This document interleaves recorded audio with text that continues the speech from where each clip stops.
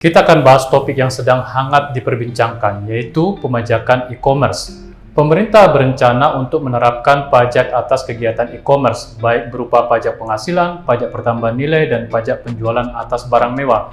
Diskusi kemudian berkembang di tengah masyarakat, khususnya karena pelaku e-commerce sangat banyak berasal dari sektor usaha mikro, kecil, menengah, dan UMKM. Oleh karena itu, kita akan membahas topik ini dari sudut pandang kebijakan ekonomi, terutama terkait keadilan dan keseimbangan kompetisi ekonomi. Pertanyaan dasarnya adalah, apakah pemajakan e-commerce bisa menciptakan kompetisi yang sehat dan setara antar pelaku usaha? Namun, untuk masuk ke efektivitas kebijakan ini, maka mari kita bahas dulu bagaimana regulasi perpajakan terhadap UMKM di Indonesia yang berlaku saat ini, baik dari segi pajak penghasilan maupun pajak pertambahan nilai. Apakah regulasi tersebut sudah memihak kepada UMKM? Setelah itu, kita akan melihat bagaimana beban administrasi atau compliance cost dari pelaksanaan kebijakan ini. Pertama sekali, mari kita bahas mengapa penting menciptakan level playing field atau lapangan pertandingan yang rata bagi semua pelaku usaha. Kebijakan perpajakan seharusnya menciptakan lingkungan usaha yang kondusif untuk perusahaan yang besar, sekaligus memberdayakan UMKM agar mereka bisa bersaing dengan sehat. Namun, tentu saja, mencapai kesetaraan ini tidak mudah dan butuh perhitungan yang matang. Jika pemerintah memberikan fasilitas yang terlalu berlebih kepada UMKM, hal itu justru bisa menjadi bumerang. Kita tahu bahwa banyak raksasa retail offline yang tumbang karena tak mampu bersaing dengan pelaku e-commerce yang bisa menawarkan harga lebih kompetitif atau murah, termasuk karena beban pajaknya yang lebih ringan. Padahal di balik perusahaan besar tersebut ada banyak pihak yang juga terdampak, mulai dari karyawan, pemasok, sampai UMKM yang masuk dalam rantai pasok mereka. Selain itu, pemerintah perlu mendorong UMKM menjadi bagian dari ekonomi formal. Jangan dibiarkan terus berada di dalam sektor ekonomi informal atau shadow economy, karena ini akan menciptakan ketimpangan dalam sistem perpajakan. Oleh karena itu, kebijakan pajak seharusnya diarahkan untuk menciptakan kondisi persaingan yang adil, salah satunya dengan meratakan arena kompetisi antar pelaku usaha.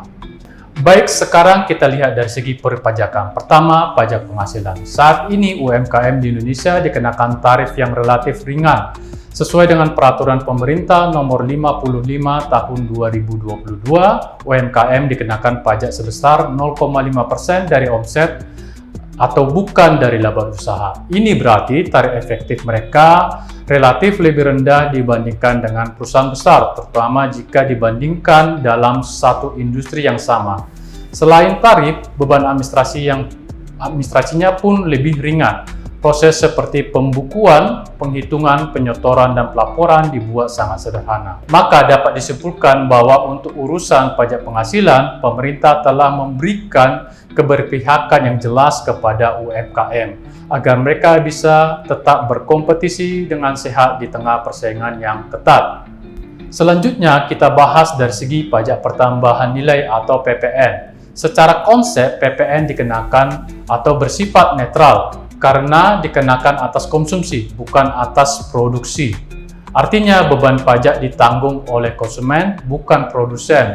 Dengan demikian, PPN tidak mempengaruhi keputusan investasi atau kegiatan produksi, karena siapapun yang menjual barang atau jasa dikenai tarif pajak yang sama, objektif, dan adil. Karena sifatnya yang objektif, PPN juga tidak membedakan siapa penjualnya, apakah UMKM atau perusahaan besar. Selama barang dan jasa yang sama, tarif pajaknya pun yang sama. Dengan demikian, pemajakan PPN terhadap UMKM seharusnya tidak mempengaruhi daya saingnya.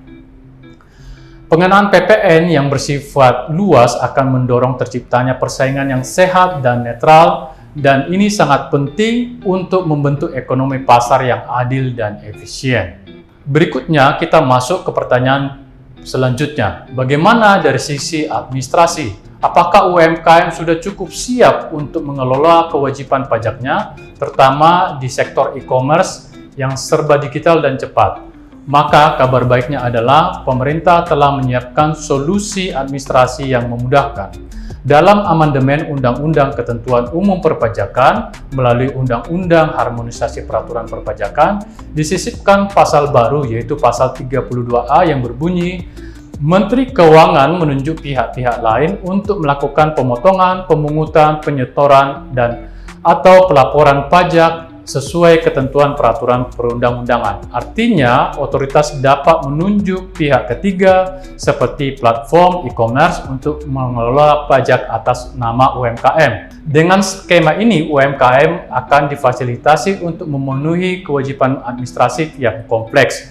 Maka ini adalah win-win solution, di mana di satu sisi memberikan kemudahan bagi UMKM, di sisi lain meningkatkan formalisasi ekonomi dan memperluas basis pajak nasional. Baik, sebagai penutup, berikut adalah kesimpulan yang bisa diambil dari topik ini. Pertama, pemajakan e-commerce itu penting dan bermanfaat bagi ekonomi secara keseluruhan karena membantu meratakan lapangan pertandingan antar pelaku usaha. Kedua, kebijakan ini mencerminkan semangat gotong royong yang menjadi nilai dasar dalam sistem ekonomi Indonesia, di mana setiap pelaku usaha berkontribusi sesuai dengan kemampuannya. Oleh karena itu, pemajakan e-commerce bukan hanya soal penerimaan negara, tetapi lebih dari itu, ini tentang menciptakan ekosistem ekonomi yang adil, sehat, dan berkelanjutan bagi semua.